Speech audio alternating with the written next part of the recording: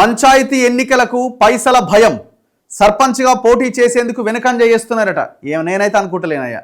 ఊరికి 5-6 ఉన్నారు, పైసలు ఉన్నోళ్ళు ఊరికి 5-6 రెడీగా ఉన్నారు పెట్టడం. నేను 50 పెడతా, నేను 1 పెడతా, నేను 2 పెడతా అని రెడీగా ఉన్నారట.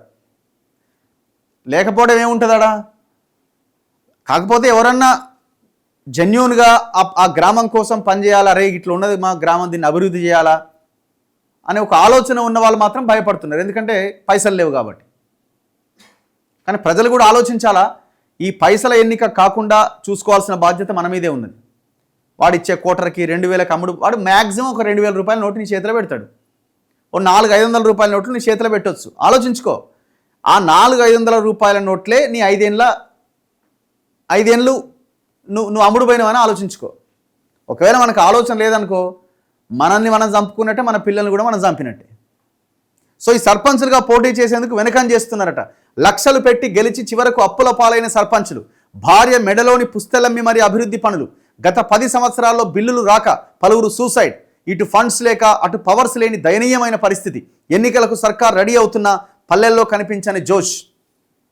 కానీ ఇది చాలా దారుణం అండి నిజంగా. ఎందుకంటే కట్టురి అన్న రైతు వేదికలని, రోడ్లని, ఇవని వచ్చా అని పాపం వాళ్ళని అప్పులు తెచ్చి వాళ్ళని కట్టించారు. బిల్లులు ఇవ్వక చాలామంది సూసైడ్లు చేసుకున్నారు. సర్పంచులు ఉమ్మడి ఆంధ్రప్రదేశ్లో ఉన్నప్పుడైనా సరే సర్పంచులు ఆత్మహత్య చేసుకున్నారని ఎక్కడైనా ఉందా? దౌర్భాగ్యం ఏంటంటే కొట్లాడి తెచ్చుకున్న తెలంగాణలో సర్పంచులు ఆత్మహత్యలు చేసుకున్నారు. ఎంత దుర్మార్గమో చూడండి.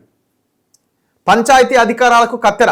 పంచాయతీలకు వచ్చే ఆదాయ మార్గాలని గత ప్రభుత్వం క్లోజ్ చేసింది. గ్రామాల్లోని గ్రానైట్ కానీ, ఇసుక క్వారీలు కానీ, క్రషర్ల ద్వారా గతంలో పంచాయతీలకు వచ్చిన 25% సీనరేజీ నిధులను ఆపేసింది.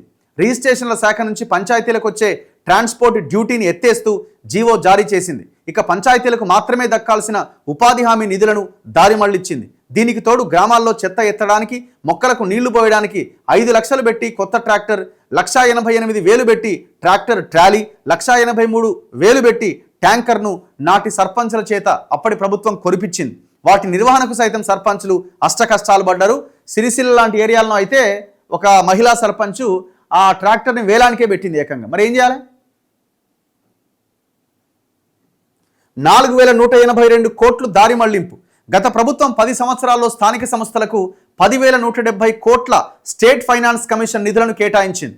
కానీ అందులో కేవలం 5,988 కోట్లు విడుదల చేసి మిగిలిన 4,182 కోట్లు దారి మళ్లించింది. ఇలా 42% నిధులు ఇవ్వకుండా పక్కదారి పట్టించడంతో పంచాయతీలు తీవ్ర ఆర్థిక సంక్షోభంలో పడ్డాయి. ఇగో పెద్ద మనిషి చెప్తున్నాడు.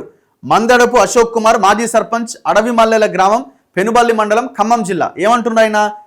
గత ఎన్నికల్లో ప్రజాసేవ చేయాలనే ఉత్సాహంతో పోటీ చేసి సర్పంచ్గా గెలుపొందిన, సర్కారు చెప్పిందని సొంత డబ్బులతో అభివృద్ధి పనులు చేసిన, కరోనా టైంలో ప్రాణాలు కూడా లెక్క చేయకుండా చేసిన పనులకు సంబంధించి నాకు సర్కారు నుంచి ఇంకా 60 లక్షలు రావాలి. ఎంత?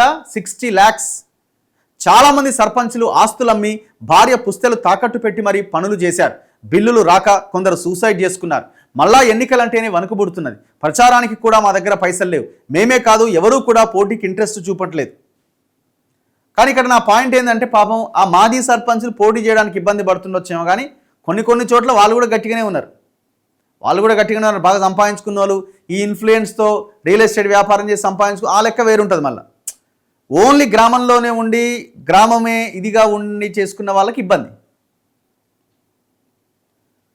సో ఇప్పుడు సంక్రాంతి తర్వాతనో మధ్యలోనో ఈ నోటిఫికేషన్ రాబోతున్నది. ఏదేమైనా ఈ రిజర్వేషన్ల అంశం తేలిన తర్వాతే నోటిఫికేషన్ వస్తుంది.